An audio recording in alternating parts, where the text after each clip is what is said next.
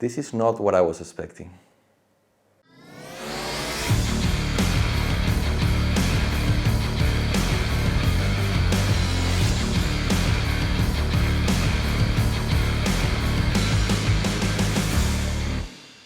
Hey guys, what's up? Gabby here from Ray Studios, and today I'm gonna be reviewing the 7artisans 25mm F0.95. First, let's do a quick unboxing. It comes in a rather big box. First, we're gonna see the instruction manuals that comes in English and Chinese, and then immediately we get the lens that comes wrapped in this plastic bag to avoid moist and dust. The lens is pretty heavy on the hand. We have a metal cover, and you can see the front element looks pretty wide, beautiful. We have a 52mm filter thread, and of course we are having a metal rear mount, and this comes in a rather beautiful color. It's like this darker aluminum color.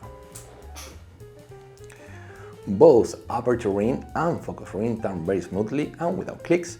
For my preference, the focus ring turns a bit too smoothly.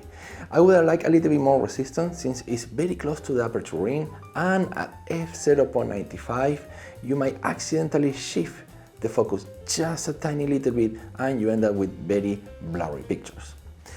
Now I gotta say, I reviewed very recently the 7artisans 35mm f0.95 and I was very happy with that one.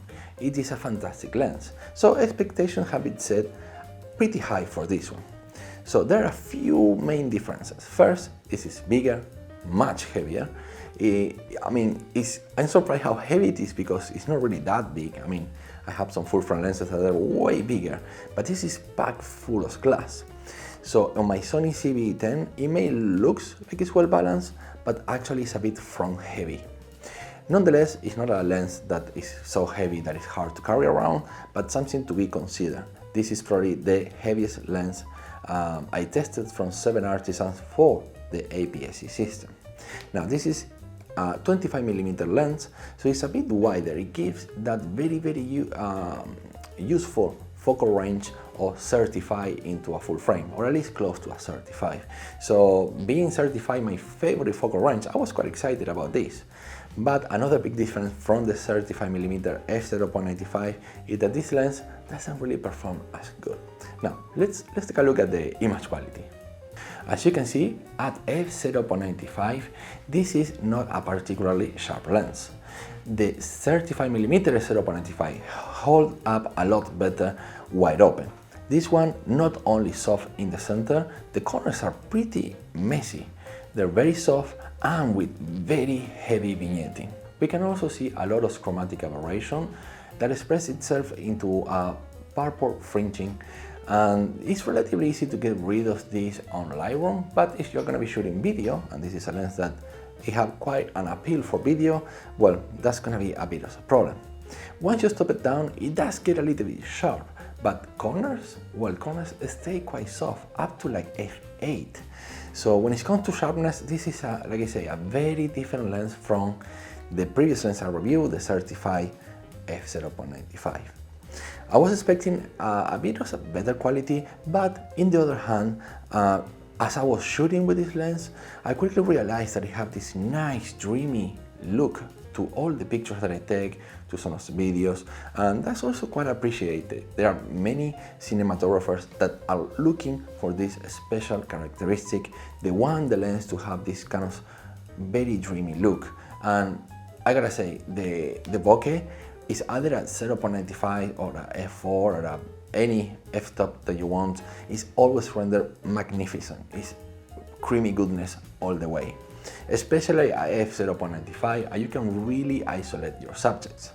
Like I mentioned before, it's not particularly easy to focus at f0.95, especially on a 25mm lens.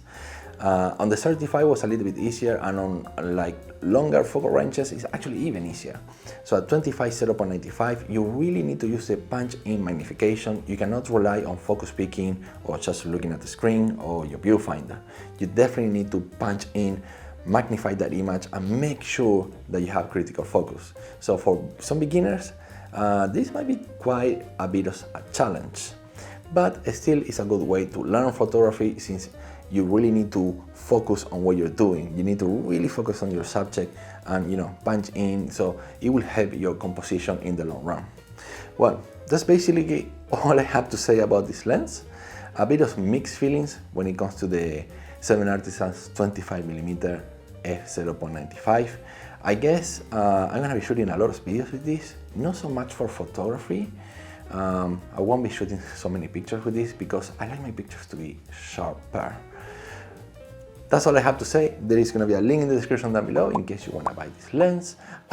Please make sure to subscribe to the channel if you haven't yet. I'm Gabby from Ray Studios. I'll catch you up on the next video.